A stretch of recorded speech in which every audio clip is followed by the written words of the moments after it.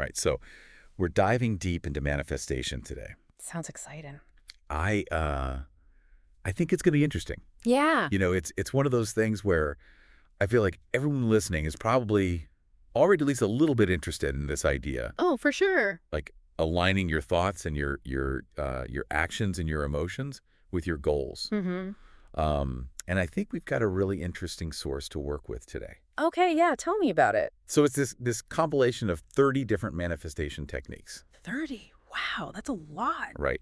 So we're going to kind of dig into those, try to understand how they work. And how they differ. Yeah, exactly. Interesting. And hopefully help you listening find some that really kind of click for you. Yeah, that's what I love about this topic, honestly. Like the fact that there are so many techniques, I think, tells us something important, you know? Oh, what's that?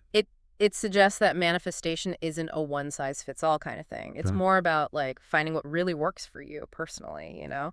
Yeah, totally. It's like almost like having a toolbox Ooh, I like that analogy. full of a bunch of different tools, Yeah. and you can choose the ones that feel right Yeah, that's a good way to put it. for whatever you're trying to build or create or whatever, right? Absolutely. And I think having that many tools is a good thing. For sure. Okay, so to make sense of all these different techniques, Mm-hmm. we decided to group them into some categories. Okay. We've got visualization, affirmations, journaling, energy alignment, Mm-hmm. action-oriented practices, Mm-hmm. and a couple more that we'll get to. All right, sounds good. So let's start with visualization, right? Okay. I think that's one that a lot of people have probably heard of. It's pretty popular. Yeah. But it's all about creating this super clear picture in your mind of what you want. Okay. So like one technique in this category is called the mental movie technique. Okay.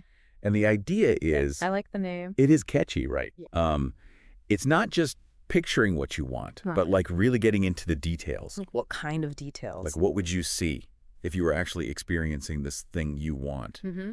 What would you hear, smell, taste, feel? Right. Oh, wow. Yeah, engaging all the senses. Yeah, exactly. And I think the most important part is really tapping into the emotion. Oh, okay. Like, how would you feel if this thing was already real? That makes sense. Right. Yeah. And I think there's a lot of power in that. There is. Yeah. Because, I mean, from what I've studied about the brain, Mm. when you engage all your senses like that and Yeah. you really feel the emotion, your brain basically starts to accept that vision as reality, Oh, wow. which can make you, like, way more likely to actually take action to make it happen. Oh, that's interesting. Yeah, it's kind of like tricking your brain a little bit in a good way. Yeah, I like that. Mm. Okay, so we've got the visualization, the mental movies, but then there's also this idea of like making sure your beliefs are lining up with all this. Yeah, beliefs are huge. And that's where affirmations come in. Oh, So these yeah. are like positive statements that you say or even write down to kind of reprogram your thinking. Okay. So like classic example, Yeah. I am attracting abundance, or I am worthy of success. Right.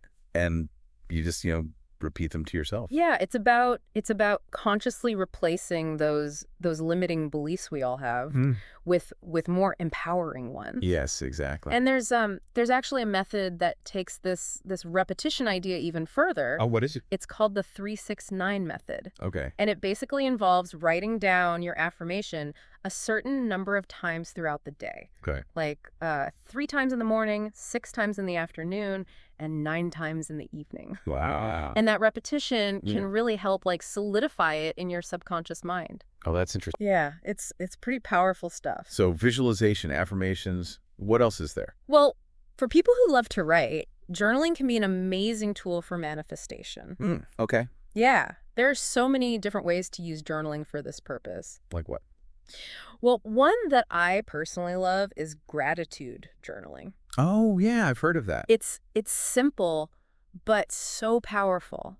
Just taking a few minutes each day to write down what you're grateful for. Yeah. It really helps to shift your focus to the positive. Right. And when you appreciate what you already have, it creates this vibration of abundance. Okay. And that can attract more good things into your life. That's cool. Yeah, it's a great way to start your day or even end your day on a positive note. That makes sense. And then there's another journaling technique called future self-journaling. Future self-journaling. Yeah, have you heard of that one? I don't think so. Okay, so basically it involves writing a letter from your future self. Like imagine you've already achieved the goal you're manifesting, Okay. and you're writing back to your present self, Oh, yeah, dude. giving yourself advice, encouragement, sharing your experience. That's such a cool idea. It is. It's almost like receiving guidance from the version of you who's already living your dream. Yeah, like a pep talk from the future. Exactly. Okay, that's a really good one. I think so. Now, okay, this next category might sound a little bit out there to some people. Oh, okay. Which one?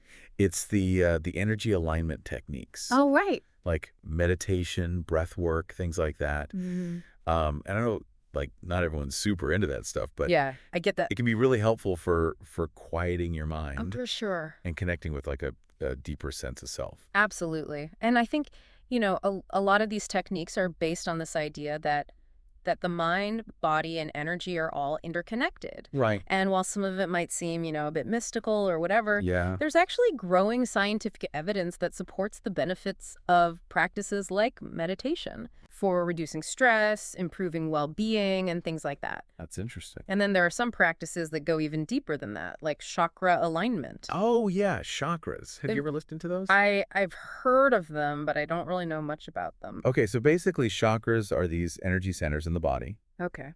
And the idea is that when they're aligned, energy can flow freely, Okay. which can support manifestation and overall well-being. So it's like keeping the energy pathways clear. Exactly. Yeah, that's a good way to think about it. Yeah. Cool. Mm-hmm. All right, let's move on to something a little more concrete, Okay. action-oriented practices. I like those. Yeah, these are a little more straightforward. Yeah. So one of these is called inspired action. Inspired action. And it basically encourages you to pay attention to your intuition Okay.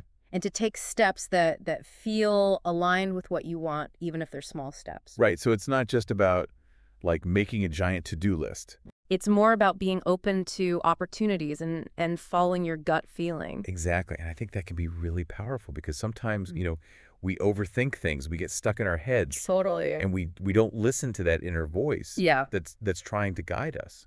absolutely. And I think another important aspect of action-oriented practices is habit creation. Oh, okay. Because small, consistent actions repeated over time can build momentum and create lasting change. It's like that saying, we are what we repeatedly do. Exactly. It's not just about big, grand gestures. Mm-hmm. It's about those small, daily actions that add up over time. Makes sense. Yeah. And speaking of aligning with our desires, we can't forget the law of attraction. Oh, of course. That's a big one. Right, and there are a ton of techniques related to that. There are, like, so many. One that I've heard of is the 55 by 5 method. Oh, yeah, that's a popular one. Have you heard of that one? I have. What is it? So basically, it involves writing down your desire 55 times a day for 5 days straight. 55 times. 55 times, yeah. Wow, that's a lot of writing. It is, but the idea is that repetition really helps to impress your desire upon your subconscious mind. Interesting. It's like you're sending a clear message to the universe about what you want. Right, okay. And then there's another law of attraction technique that I find really intriguing. Oh, what's that? It's called the 2-cup method. 2-cup method, okay. And it uses symbolism to represent shifting your reality from your current state to your desired state. How does that work? So you have 2 cups, right? Okay. One represents your current reality, and the other represents your desired reality. Okay. And you fill the cup that represents your current reality with water. Okay. And then you visualize your desire, you really feel it. And then you pour the water from the current reality cup into the desired reality cup. Oh, wow. It's a symbolic act of shifting your energy and your focus. I like that. Yeah, it's a cool one. Okay, so we've covered a lot of ground here. We have. We've talked about visualization, affirmations, journaling, energy alignment, action-oriented practices. But that's not all, folks. There's more. Oh, yeah, there's more. Okay, I'm intrigued. Our source also talks about things like intention setting, gratitude practices, subconscious programming. Subconscious programming, that sounds intense. Yeah, it is. And even manifestation rituals. Wow, we could do a whole other deep dive on that. Right. Like Oh. there is so much to explore with this topic. It really shows you how many different approaches there are to manifestation. And I think the key takeaway here is that all of these techniques are tools Yes, they are. to help you align your thoughts, your feelings, your actions with what you want to create. Exactly. It's about becoming more conscious and deliberate in shaping your reality. And that brings us to a final thought-provoking question for you listening. All right, hit me with it. So we've been talking about aligning with our desires, but how much control do we actually have? Oh, that's a good question. Right. Especially when we start talking about things like subconscious programming. Yeah, it makes you think. Like, where's the line between taking inspired action and letting things unfold naturally? It's a delicate balance, for sure. It is. It is. I don't know if there's a simple answer to that. No, but I think it's something worth pondering. Absolutely. So we've explored a ton of different manifestation techniques today, Well, you have. each with its own unique approach. Yeah, And I think the journey of manifestation, it's a personal one. it is. You know, what works for one person might not work for another. Totally. So our advice is to explore, experiment, see what resonates with you. Yeah, find what feels good and go with it. And most importantly, enjoy the journey, right? Absolutely. It's all about the journey. Because it's not just about the destination. It's about growth. It's about self-discovery. Yeah, exactly. So keep exploring, keep learning, Keep manifesting. and who knows what amazing things you might create. The possibilities are endless. They are.